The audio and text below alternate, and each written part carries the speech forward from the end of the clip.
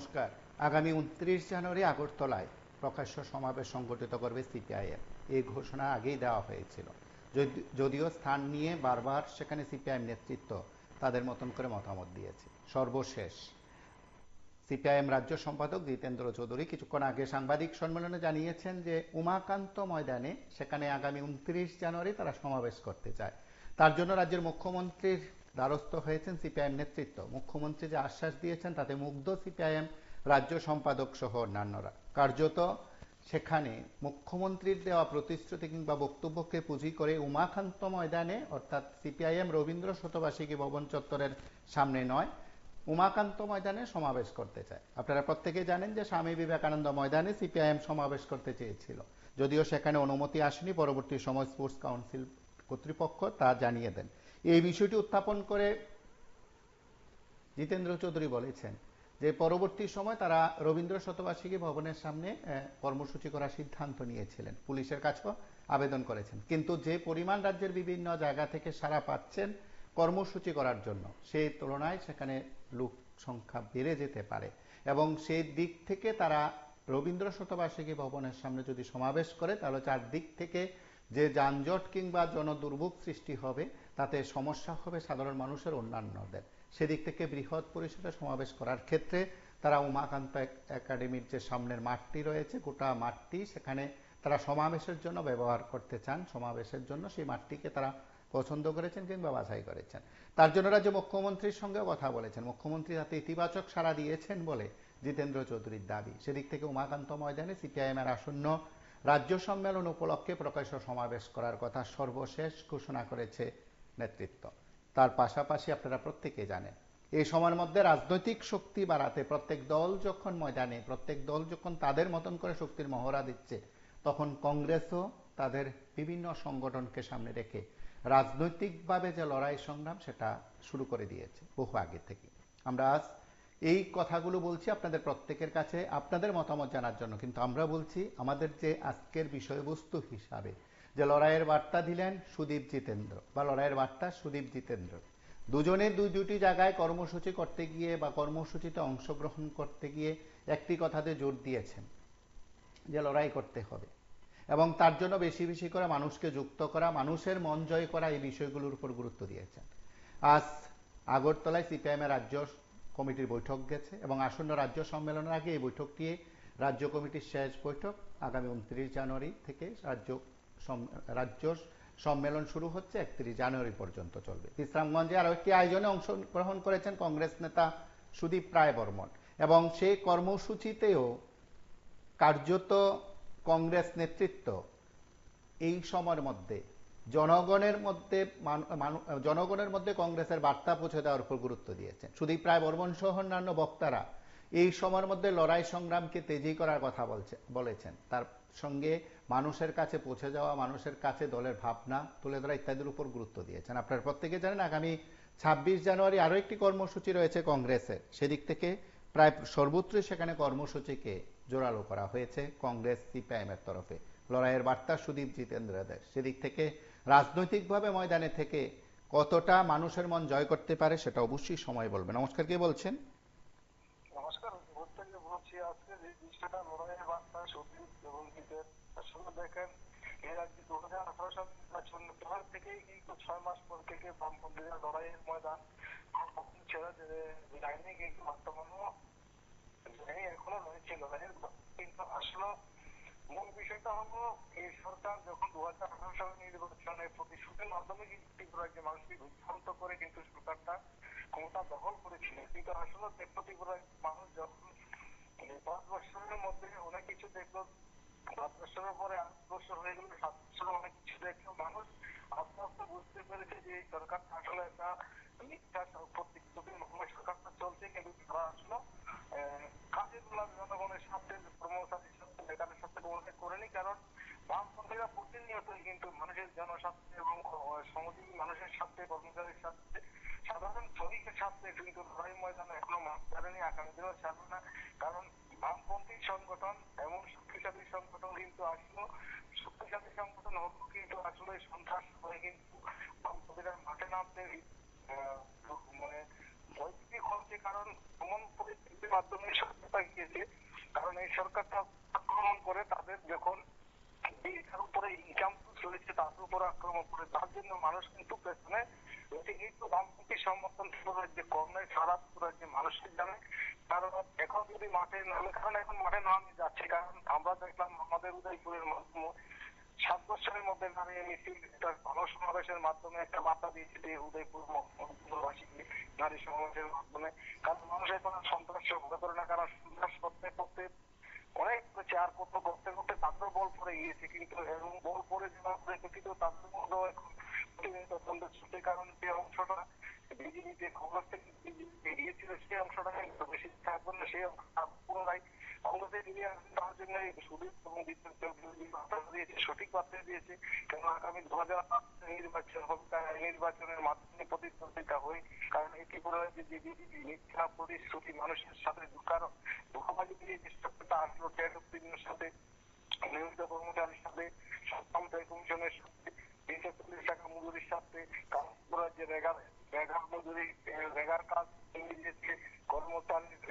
মানে বেকারের নিয়োগ নীতি নেই, শূন্য হয়েছে, মাস্টার নিয়োগ নেই, সর্বক্ষেত্রে কিন্তু আসলে তাদের কিন্তু একবারের কোনো গ্যারান্টি নেই, কারণ উল্টা পাল্টা কথা বলে, কারণ আমাদের এ রাজ্যের এখন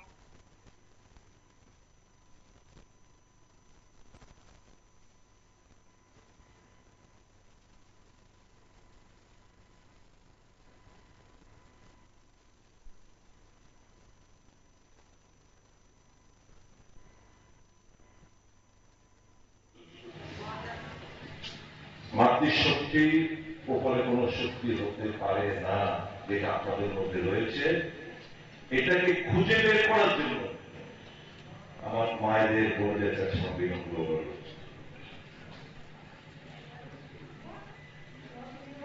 সমবেত মায়েরা বোনেরা,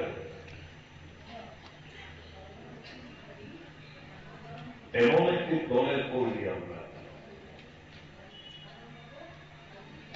যেই দল শুধু আমাদের কথা বলার স্বাধীনতাই দেয়নি, চলাফেরা করার স্বাধীনতা দেয়নি, যেটা আগে মধ্যযুগের সময় কেউই স্বাধীনভাবে কথা বলতে পারত না। ব্রিটিশ শাসনের সময় চলাফেরা করার মধ্যে নিষেধাজ্ঞা জারি ছিল। লড়াই সংগ্রাম আত্মত্যাগ বলিদানের ইতিহাস কংগ্রেস দলের, আমরা যে দল করি কংগ্রেস দলের পেছনে রয়েছে, সেই দলের সৈনিক, সেই দলের মহিলা কর্মীরা হচ্ছেন আপনারা। আপনাদের পেছনে আপনাদের তাড়া করে বেড়ায় দলের গৌরবময় ইতিহাস। এই দল ত্যাগের ইতিহাস, বলিদানের ইতিহাস, স্বাধীনতার ইতিহাস, এই দল মায়েদের নিয়ে নতুন দিশা দেখাতে চায়, সেই দলকে শক্তিশালী করা ছাড়া আমাদের হাতে আর কোন রাস্তা নেই। বন্ধুরা, বর্তমান যে পরিস্থিতির মধ্যে আমরা বসবাস করছি,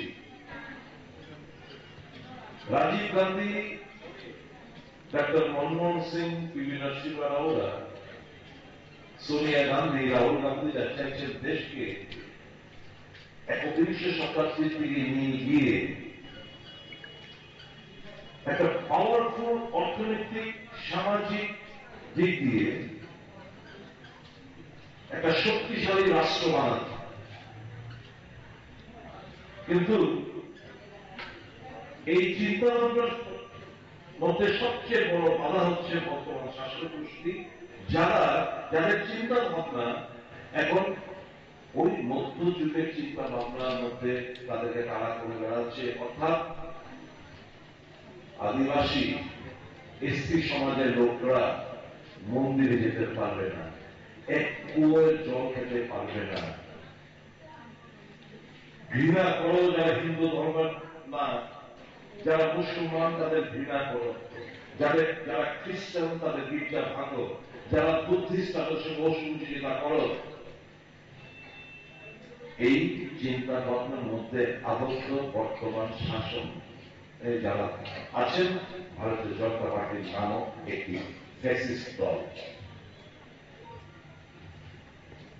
কাজেই তারা সংবিধান তারা মানেন না। আজকে যাদেরকে সামনে নিয়ে আমরা যার জন্মতিথিতে আমরা পুষ্পার্ঘ্য অর্পণ করলাম, যার জন্য আজকে এখানে স্বাধীনভাবে কথা বলতে পারছি, মতামত প্রকাশ করতে পারছি, আপনার অধিকারকে প্রতিষ্ঠিত করার জন্য আমরা লড়াই চালিয়ে যেতে চাইছি, আমাদের ডক্টর বি.আর. আম্বেদকর তাকে আজকে পার্লামেন্টে দাঁড়িয়ে দেশের স্বরাষ্ট্রমন্ত্রী কটূক্তি করতে তারা দ্বিধাবোধ করেন না। তাদের ভেতরে যে জিজ্ঞাসা, তাদের ভেতরে যে ঘৃণা, এই জিনিসগুলো কিন্তু বেরিয়ে আসতে আস্তে আস্তে তাদের মুখোশটা আস্তে আস্তে খসে পড়ছে। চিন্তা বন্ধুরা, 30 সালে যখন দান্ডি মার্চ অনুষ্ঠিত হয়, ও গরিত দেশবাসী বিশেষ করে মহিলা তারা বাড়ি থেকে বেরিয়ে এসে এই দান্ডি মার্চের মধ্যে অংশগ্রহণ করলেন এবং 1942 সালে ব্রিটিশ তুমি ভারত ছাড়ো যে আন্দোলন মহাত্মা গান্ধী আহ্বানে লাখো লাখো মহিলারা তারা রাস্তায় নেমে অসুবিধা আন্দোলন, ভারত তুমি ব্রিটিশ তুমি ভারত ছাড়ো, এই আন্দোলনের সামিল হলেন। আজকে আপনাদের দেখে হিস্ট্রি রিপিট ইটসেলফ, ইতিহাসটা পুনরাবৃত্তি হয়। আমার মনে হচ্ছে আগামী দিন এই রাজ্যের মহিলারা যতই বাধা আসুক না কেন, যতই পৃথিবীর চোখ রাখা না কেন, যতই অত্যাচার হোক না কেন, আমার মাতৃশক্তি ঘর থেকে বেরিয়ে আসবে দুর্গা রূপে, শক্তি রূপে, এবং এই অসুরগুলোকে বধ করবে। আমার মনে কোনো সন্দেহ নেই। দেশ পিছিয়ে যাচ্ছে অর্থনৈতিক একটি উজ্জীবিত হওয়ার জন্য আমাদের এই অনুষ্ঠানটা। দীর্ঘদিন ধরে আমাদের মহিলারা বিভিন্নভাবে বঞ্চিত, লাঞ্ছিত এবং বিভিন্ন অধিকার থেকে আমরা বঞ্চিত। তো আমরা এতদিন আমরা মহিলা কংগ্রেস বিভিন্ন জায়গায়, বিভিন্ন ত্রিপুরা রাজ্যের যেখানে যেখানে মহিলাদের উপরে অত্যাচার হয়েছে, মহিলাদেরকে বিভিন্নভাবে লাঞ্ছনা করা হয়েছে, আমরা সেখানে সমস্ত জায়গায় তাদের জন্য আমরা লড়েছি। তাদের জন্য আমরা বিভিন্ন জায়গায় আন্দোলনও করেছি। তো আমাদের কংগ্রেস একমাত্র ভারতবর্ষে এমন একটি দল আছে যে কংগ্রেস এই দলই পারে নারীদের জন্য উপযুক্ত অধিকার দিতে, নারীদেরকে সামনে রাখতে, নারীদের বিভিন্ন যে অধিকার, আইনি অধিকার, শিক্ষার অধিকার, কর্মসংস্থানের অধিকার, সমস্ত কিছু কিন্তু আমাদের কংগ্রেস সরকারের দ্বারা প্রদত্ত। আমরা ভারত স্বাধীন হওয়ার পর থেকে, ভারতে কংগ্রেস সরকার আসার পর থেকে নারীদের জন্য সবচেয়ে বেশি চিন্তা করেছেন আমাদের সরকার। কিন্তু বর্তমানে যে সরকার আমাদের যে সরকার পরিচালিত হচ্ছে, যে সরকার আমাদের দেশ শাসন করছে, রাজ্য এবং কেন্দ্র শাসন করছে, এই সরকার শুধু নারীদের জন্য একটা স্লোগানই দিয়ে গেছে, সবকা সাথ সবকা বিকাশ, বেটি বাঁচাও বেটি পড়াও। কিন্তু আমরা আদতে কি দেখি? মহিলাদের জন্য, বেটিদের জন্য কোন রকম সুরক্ষা, শিক্ষার ক্ষেত্রে, কর্মসংস্থানের ক্ষেত্রে, আইনের ক্ষেত্রে, অধিকারের ক্ষেত্রে কোনো কিছুতেই আমরা এই সরকারের থেকে কোনো কিছুই আমরা পাই না। আমাদের নারীরা এখনো বিভিন্ন জায়গায় অবহেলিত এবং বিভিন্ন জায়গাতে বিভিন্ন পদে পদে মহিলারা লাঞ্ছিত হচ্ছে। তার জন্য আমরা মহিলা কংগ্রেস আজ এইখানে এই অনুষ্ঠান থেকে আমরা এই শপথ নেব যে আমরা আমাদের মহিলাদের জন্য আমরা রুখে দাঁড়াবো, আমাদের মহিলাদের জন্য আমরা একসাথে লড়বো। আমরা কংগ্রেস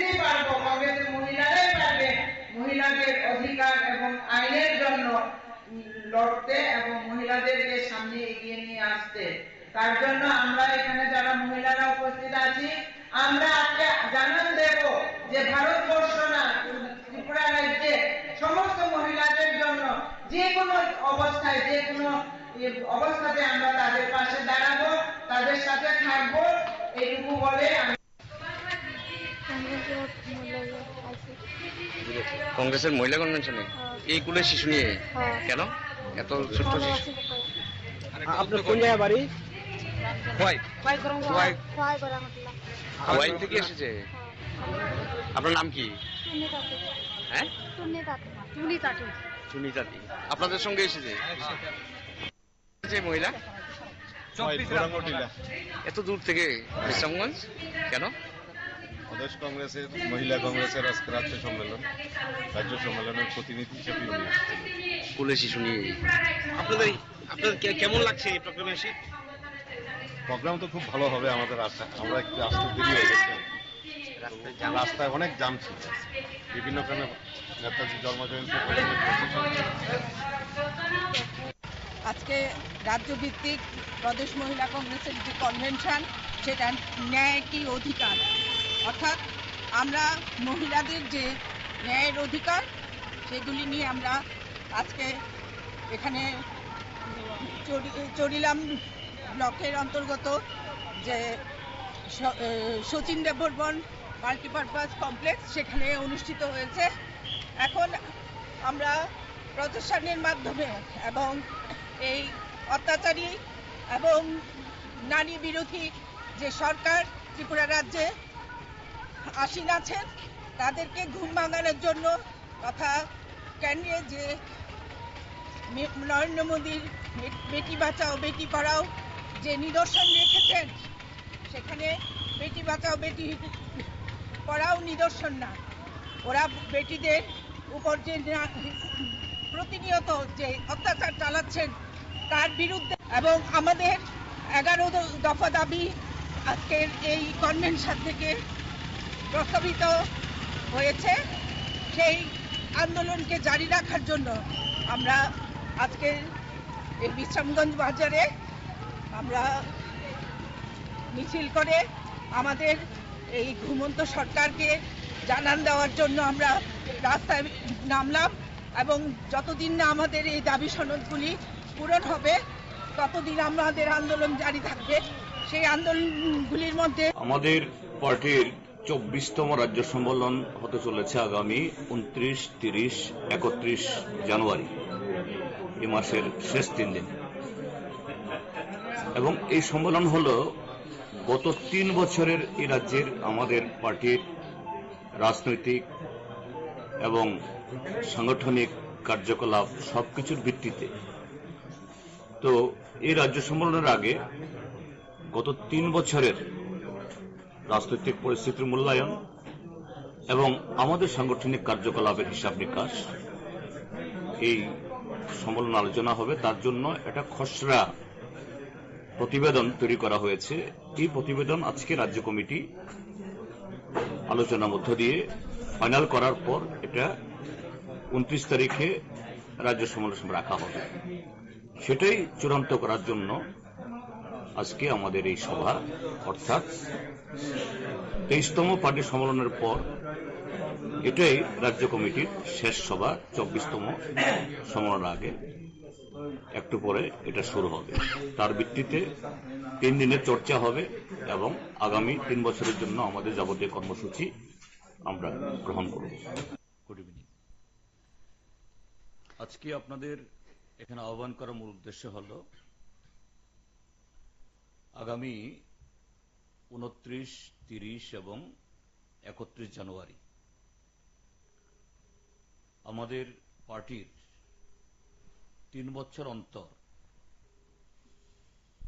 যে সম্মেলন পার্টির একেবারে নিচু স্তর থেকে সর্বোচ্চ স্তর অর্থাৎ সর্বভারতীয় স্তর পর্যন্ত আমরা সংগঠিত করি, তারই অঙ্গ হিসাবে আমাদের এই রাজ্যে ইতিমধ্যে ব্রাঞ্চ অর্থাৎ একদম তৃণমূল স্তর থেকে রাজ্যের 8টি জেলা, আমাদেরও পার্টির 8টি জেলা কমিটি তার সম্মেলন শেষ হয়েছে। আগামী 29, 30, 31 3 দিন এই আগরতলা শহরে টাউন হলে আমাদের 24তম ত্রিপুরা রাজ্য সম্মেলন সংগঠিত হবে। তারই এই কিছু দিক উল্লেখ করার জন্য আমাদের এই যে সম্মেলনের ভেন্যু, আমরা এটাকে এই নামাঙ্কন করেছি বা করব কমরেড সীতারাম ইয়েচুরি এবং কমরেড বুদ্ধদেব ভট্টাচার্য নগর হিসাবে, এবং মঞ্চটাকে আমরা নামাঙ্কিত করব কমরেড শামসুল হক এবং কমরেড মানিক বিশ্বাস। 23তম রাজ্য সম্মেলনে আমাদের 75 জন রাজ্য কমিটির সদস্যদের মধ্যে এই দুজনও নির্বাচিত হয়েছিলেন এবং এই সময়ে তারা প্রয়াত হয়েছে। যে আহ্বান রাখলেন মানুষের কাছে, আমার মনে হয় তারা তো সবসময় রাখতে আছেন, তাদের আহ্বান কিন্তু এই বিগত 6 বছর মানুষ শুনে নাই। এখন বিপ্লবের কথা মনে হয় শুনবে। বিপ্লব কি বলেছে? বলছে বেকাররা আর চাকরি বাকরি চান না, বেকার মুখ্যমন্ত্রী আর প্রধানমন্ত্রী। তো ভারতবর্ষের মধ্যে আমি জিজ্ঞেস করতে চাই, বেকাররা কয়টা মুখ্যমন্ত্রী আছে, কয়টা প্রধানমন্ত্রী আছে? বেকার সংখ্যা কত আছে ভারতবর্ষে? বিপ্লব দেব একটা এরকম ধরনের মুখ্যমন্ত্রী ছিল, কেন যে তাকে বহিষ্কার করা হলো আর উনি পদত্যাগ করলেন, এটারা খবর পাচ্ছেন না। আর এরপরে আবার তাকে এনে আবার সংসদে দাঁড় করাইলো। হ্যাঁ, দাঁড় তো হইলো, আবার বিনা ভোট বলতে রেখে কিন্তু এরা বাইক বাহিনী দিয়ে আবার পাস করলো। কিন্তু এখন বলতে বেকাররা তার কিসের দামি সেই মুখ্যমন্ত্রী এবং সংসদ যে বেকাররা চাকরি বাকরি চান না। সে তো দিনের কলা গাছ, মনে কত কোটি কোটি টাকার উপরে সে ঘুমায়, সে করতে পারবো তার কি বদনাম ছিল, এটা প্রকাশ ছিল না। আর এখন বেকাররা তার কথা শুনলে মনে বেকারের ঘরে খাওয়ান চলে আসবে। আর বেকারের বাবা মারা যখন টাকা খরচ করে পড়াশোনা করাই দেবো, সে লক্ষ লক্ষ টাকা বিপ্লব কি তাদেরকে নিয়ে নেবে বেকারের ঘরে, সেটাও বলেন নাই। কিন্তু বেকারের বলছে চাকরি বাকরি তোমরা করো না, তোমরা প্রধানমন্ত্রী আর মুখ্যমন্ত্রী হতে চাও। তিনি কি সমস্ত কথা বললেন? এই সমস্ত কথার কারণে যদি এবার ভারতবর্ষের অথবা ত্রিপুরার মানুষের হুঁশ দিয়ে বেকাররা, আর এরপরও যদি বেকাররা জ্ঞান বুদ্ধি না চলে আসে, তাইলে মনে করবো যে বেকাররা কিভাবে পড়াশোনা করেছেন, সেই পড়াশোনার মনে হয় তাদের কলম এবং খাতা কলম সেগুলি মিথ্যা ছিল। আর বিপ্লবের কথা শুনে যদি আবার সে প্রধানমন্ত্রী এবং মুখ্যমন্ত্রীর ধান্দা বসে থাকেন, তাহলে মনে হয় চিরদিনই ওরা থাকবেন। আমার মনে হয় বিপ্লব দেবের কথা বলে ত্রিপুরায় যে হুঁশ ফিরবে এবং মানুষ কিন্তু তীব্র প্রতিবাদে নামবে। আর বিশেষ করে উপজাতীয় অংশের মানুষরা যেভাবে প্রতিরোধে নামছে, এটা একটা কিন্তু লক্ষণীয় ব্যাপার। মনে হয় মিথ্যা যে প্রতিশ্রুতি বিপ্লব দেন সেগুলি কিন্তু বামফ্রন্টের যুবরা যেভাবে বুঝিয়েছেন, এবার মনে হয় ওরা বুঝতে পেরেছেন এবং তারা সব জায়গায় সে আন্দোলন করেন। বিপ্লব দেবের মিথ্যা বুলি আর উস্তাদিং আর সেই মিথ্যার গল্প অর্থকর্মীরা যখন বোঝান, কয়দিন বলবে এসব মিথ্যা জিনিস কদিন চলবে? এই মিথ্যা তাদের ঘরে যখন টাকা থাকবে না, পয়সা থাকবে না, খাওয়ার জিনিস থাকবে না, তখন এই মিথ্যা জিনিস শুনবে, তাদের দিন অতিবাহিত হবে না। আগে যেভাবে দেখতাম হাজার ঘরে ঘরে চাকরি ছিল এবং তাদেরকে কিভাবে আবার বাগান করিয়ে কর্মসংস্থান তৈরি করে দিল, তাদেরকে বলে গেছেন এসব আরো বিভিন্ন সাহায্য করেছিল বামফ্রন্ট গভর্নমেন্ট থাকতে। ওরা কিভাবে এত সহজে বুঝে গেল, আমরা সেটা কিন্তু বুঝতে পারলাম।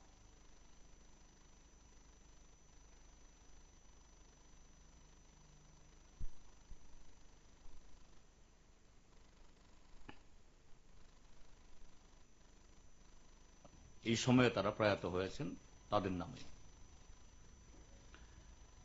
আমাদের এই সম্মেলনে আমাদের সর্বভারতীয় কমিটি থেকে যারা অবজারভার হয়ে আসবেন তারা হলেন কমরেড প্রকাশ কারাত, যিনি এখন আমাদের পার্টির কেন্দ্রীয় কমিটি বা পলিট ব্যুরোর কোঅর্ডিনেটর, সমন্বয়কারী। তার সাথে আরো দুজন পলিট ব্যুরোর সদস্য, কমরেড বৃন্দা কারাত এবং কমরেড অশোক ধাওয়ালে। কমরেড মানিক সরকার তো আছেন এখানে। আরো দুজন কেন্দ্রীয় কমিটির সদস্য আসবেন, তারা হলেন কমরেড রবীন দেব, তিনি পশ্চিমবাংলার প্রাক্তন বিধায়ক এবং আমাদের পার্টির কেন্দ্রীয় কমিটির সদস্য। তার সাথে আরেকজন কমরেড ডক্টর অরুণ কুমার, যিনি আমাদের পার্টির আন্তর্জাতিক বিভাগের প্রধান, ডক্টর অরুণ কুমার। তো আমাদের এই সম্মেলন এটা অন্যান্য রাজনৈতিক দলের মতো হঠাৎ করে এটা মানে মেলা হয়ে গেল এবং সেখানে কোনো ধরনের নিয়ম নেই, শৃঙ্খলা নেই, আলোচনার ধরন নেই, বিষয়বস্তুর কোনো ধারাবাহিকতা নেই। আবার ধুম করে সেখানে একটা কমিটি ঘোষণা হয়ে গেল,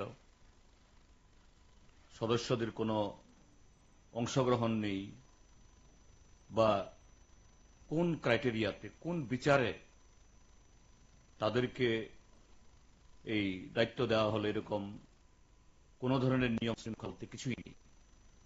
আমি কথাটা বলছি কারণ সাম্প্রতিককালে দেখেছি যে আপনাদের পত্র পত্রিকাতেও সেভাবে বহুলভাবে চর্চিত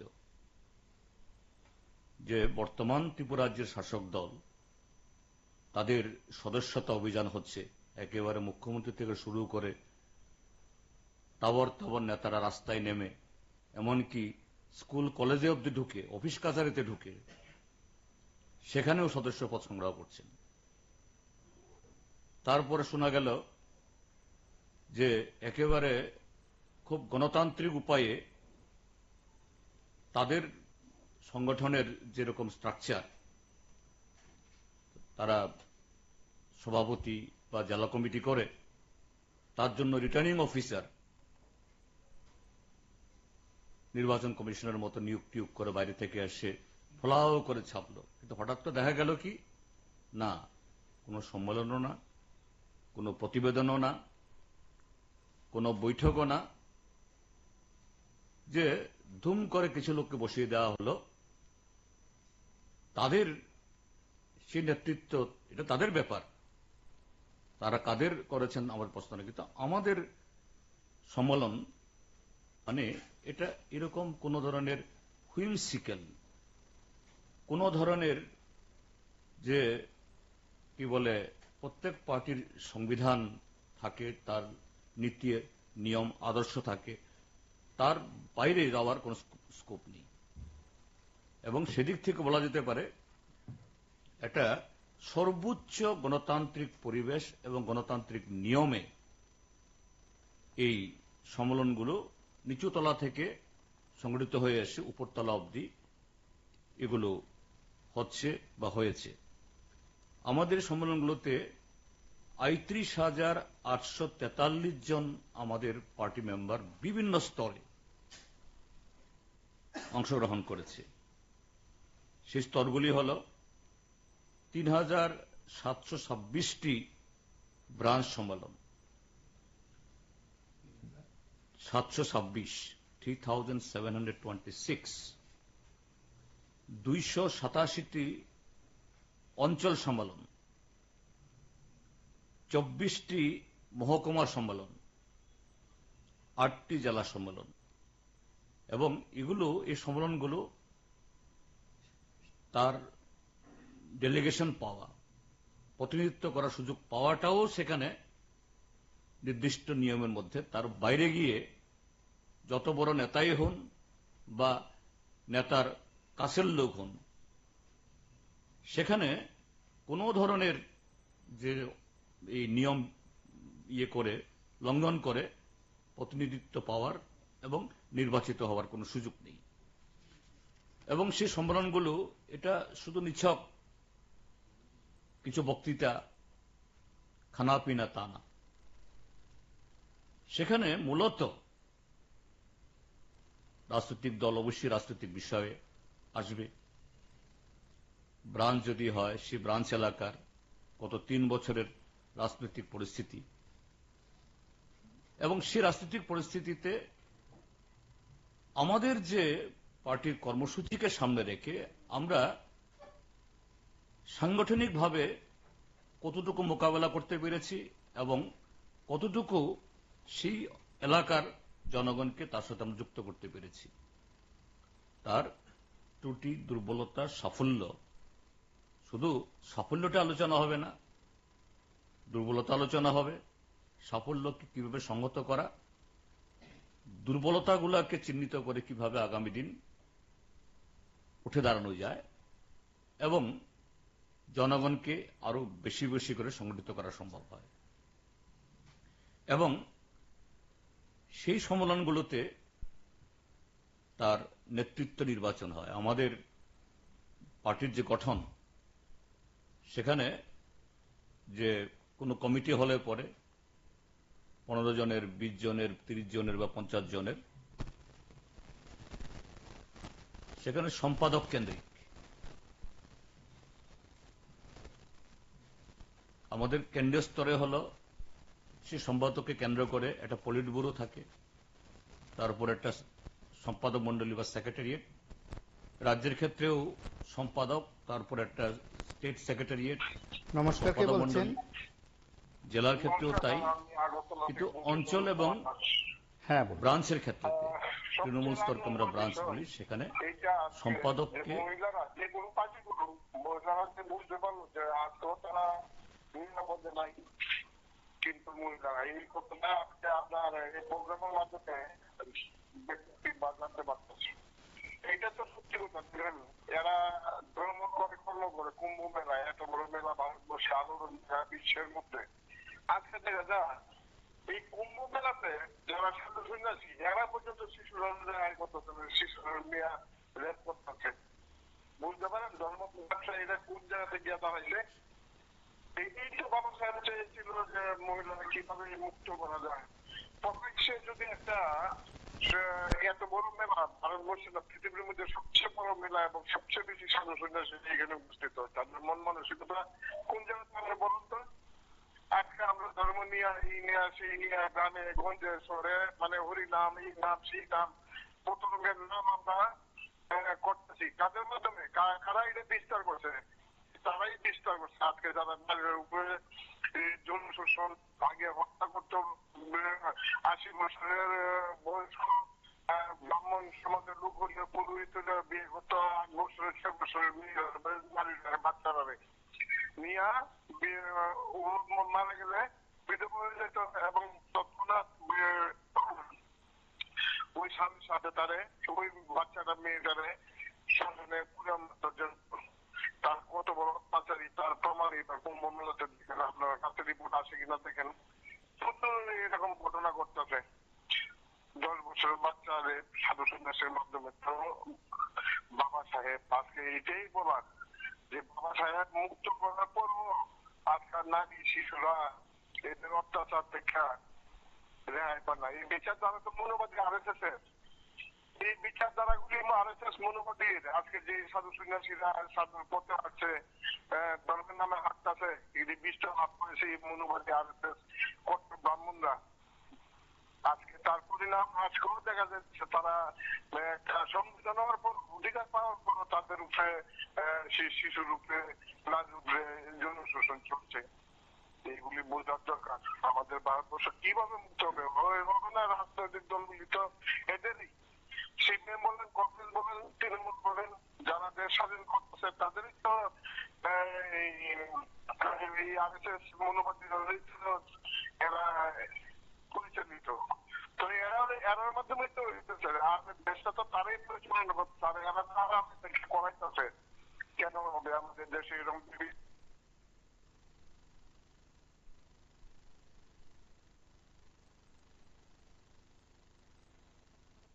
সম্পাদককে কেন্দ্রবিন্দু করে যাবতীয় হয়। তো এই জায়গাতেও এই যে ব্রাঞ্চ সম্মেলনগুলোতে সেখানে গণতান্ত্রিকভাবে এই নির্বাচনের মধ্য দিয়ে কমিটি তৈরি হয়েছে এবং কমিটির সম্পাদক নির্বাচিত হয়েছেন এবং সেখানে আমাদের ধারাবাহিক প্রচেষ্টা বিগত এই 2015 সাল থেকে যে কিভাবে পার্টির নেতৃত্বের মধ্যেও কমিটিতে এবং নেতৃত্বে অভিজ্ঞ আর নবীনদের মধ্যে একটা ব্যালেন্স তার বিন্যাসে আনা যায়, ধারাবাহিকভাবে কিভাবে আমরা নতুন প্রজন্মকে আমাদের লড়াই সংগ্রামে আমাদের রাজনীতিতে আমরা তাদেরকে অন্তর্ভুক্ত করতে পারি সে প্রচেষ্টা জারি আছে। এবং এবারও এখন অবধি যে সম্মেলনগুলো হয়েছে সেখানে যে রিপোর্ট এসছে আমাদের এই ব্রাঞ্চ সম্মেলনগুলোতে যারা নেতৃত্বে এসছেন সেখানে প্রায় 1/4 নেতৃত্ব অর্থাৎ সেক্রেটারি নতুন মুখ 25.68%। লোকালগুলার ক্ষেত্রেতে 33.80 অর্থাৎ নমস্কার, কে বলছেন? 1/3। হ্যাঁ বলুন। বলছিলাম লড়াইয়ের বার্তা সুদীপ এবং জিতেন্দ্র। তো আসলে লড়াইটা তো সাধারণ জনগণই করে, তার পার্টির মেম্বারটা করে, আবার ভোটার আছে ভোটিং, কিন্তু ভোটটা তো আমাদের ভোট সেন্টারে গিয়ে ভোটটা দিতে হবে। ওইটা তৈরি করতে হলে কি করতে হবে? যেটা আমরা গত বা বর্তমান সরকার দেখছি, বাইক বাহিনী, রিস্ট হ্যান্ড, হেলমেট, এরকম বাহিনী তৈরি করতে হবে। নরম নরম কথা বললে হবে না কোনো কাজ। সরকারটাকে পাল্টাতে হলে ওইভাবে তৈরি হতে হবে যেটা আদালতে তৈরি হয়েছিল। তো আমার বিশেষ করে আরেকটা, একজন প্রেসিডেন্ট ছিলেন, দিল্লিতে গিয়েছিলেন, উনি বলেছিলেন আমাদেরকে বন্দুক লাগবে। আরে বন্দুক না, ওই বন্দুক না, টাকার বন্দুক, যেটা ওই বিভিন্ন কোম্পানি থেকে নিয়েছে, ওরকম টাকা লাগবে, টাকা ছাড়া কিছু হবে না। সত্যি এই যে 18তে আমরা দেখলাম এই সাজু সাজু রব, তো ওই রবটা তুলতে হবে। কি রব? চলো পাল্টাই। দেখলাম ওইরকম রব তুলতে হবে। রব তুলতে গিয়ে তাদেরকে রব তুলতে হবে, সাধারণ জনগণকে। নেতৃত্ব বসে রইলাম, পোস্ট নিয়ে কাজ করলাম না, এরকম না। অনেকক্ষণ যাবত শুনছি জিতেন বাবু অনেক কিছু জ্ঞান দিয়ে দিলেন, জেনে মানুষ স্বাভাবিক। উনি সংসদেও ছিলেন, রাজ্য বিধানসভাতেও ছিলেন। তো সংগ্রামটা আরম্ভ করুন, বার্তা দিলে হবে না, মাঠে নেমে কাজ করতে হবে। আমরা আছি তৈরি সৈনিক, আমরা কাজ করতে রাজি, কিন্তু আপনারা আসুন। কেউ বিপদে পড়লে তড়িঘড়ি করে যান, গিয়ে ওই তাকে প্রটেক্ট করার ব্যবস্থা করুন। তাহলে তো জনগণ আপনাদের সঙ্গে আসবে। আমি বোকা পরে থাকবো, কেউ আসবে না, তখন তো হবে না। সংগঠন, যেহেতু আপনারা রাজনৈতিক ব্যক্তিত্ব, আপনারা সংগঠন করেন, আপনারা সমাজসেবক, তো সমাজকে পরিষেবা দেন, সমাজ আপনাদেরকে দেবে। এটাই তো মোদ্দা কথা। আমরা একটু শান্তি সম্প্রীতি বজায় রেখে চলতে চাই আর কি। তো অনেক ঘটনা তো বলতে গেলে অনেক কিছু বলতে হয়। সারা ভারতবর্ষের অবস্থা বিশেষ কি ভালো মনে হয় না। সাধারণ বাংলাদেশ যেটা পেরেছিল ইন্দিরা গান্ধী কেন পাচ্ছে না মোদিজি? Trump Trump Trump. আত্মনির্ভর কে বলেছে? কার স্লোগান? আত্মনির্ভর কার স্লোগান?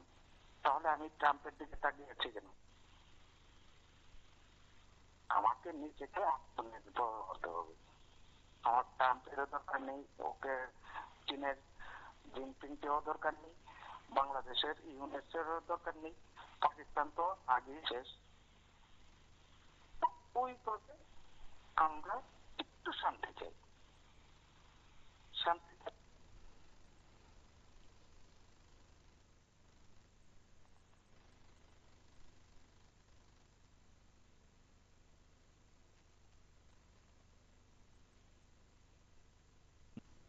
এই লোকাল কমিটির সেক্রেটারি তারা হয়েছেন নতুন মুখ।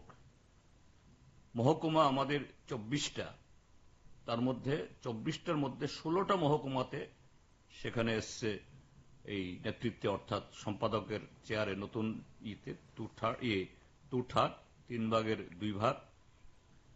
আর 24টা আমাদের এই নমস্কার, কে বলছেন? 8টা আমাদের যে জেলা। হ্যাঁ,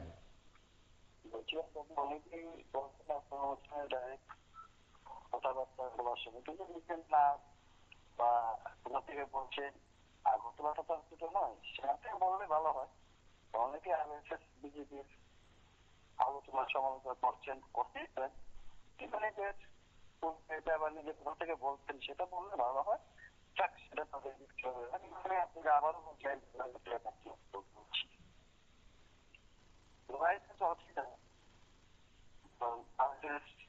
বিজেপির ইন্ডিয়া জুট, ইন্ডিয়া জুটে থেকে 2 বছর পর হয়তো বা আবার সারা ভারতবর্ষ জুড়ে। কিন্তু মমতা ব্যানার্জিকে মেনে নেবেন প্রধানমন্ত্রী? রাহুল গান্ধীকে বা রাহুল গান্ধীকে মেনে নেবেন প্রধানমন্ত্রী উমর আব্দুল্লাহ? উমর আব্দুল্লাহ মেনে নেবেন না, এদিকে রঘুপ্রসাদ যাদব খায়। রঘুপ্রসাদ যাদব এদিকে আবার ওনার তেজস্বী যাদব নেই। সুতরাং তাদের তো মুখই নেই। আরএসএস বিজেপির তো মুখ একটা আছে, মুখী। যাদের নাকি মুখই নেই, যেটি এভাবে প্রধানমন্ত্রী, তাদের নিজের মধ্যে সেই 5 বছরের মধ্যে তো মনে হয় 1-1.5 মাসেই প্রধানমন্ত্রী হতে হবে। তাদের তো আরো 7 বছর হয়ে যাবে ভারতবর্ষের। কারণ আজকে প্রধানমন্ত্রী হয়েছি, তাহলে আমার সামনে সেই তৈরির জন্য ব্যবস্থা করতে হবে, আনুষঙ্গিক সবকিছু করতে হবে। আমার বাড়ির রাস্তাটা যদি ভালো না থাকে, রাস্তাটা মসৃণ করতে হবে। 10 দিনে হয়ে গেলে আপনি প্রধানমন্ত্রী, আপনার সেবা করতে হবে।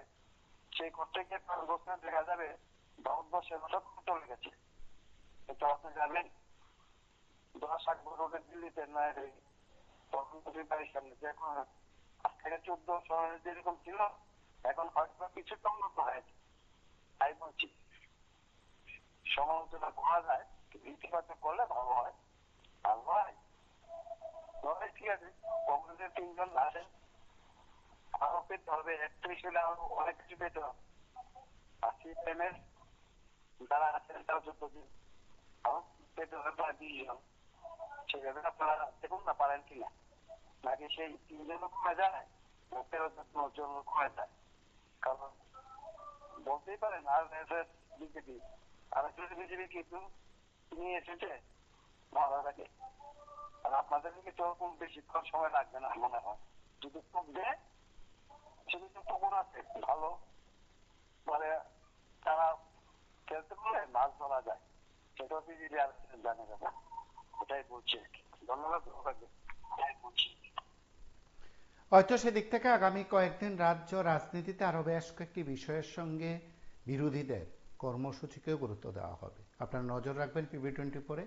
আমরা শাসক বিরোধী সব দলের সব কর্মসূচিকে জোরালোভাবে তুলে ধরার চেষ্টা করব শুধু আপনাদের মতামত জানার জন্য। আজ এই পর্যন্তই। নমস্কার, শুভরাত্রি।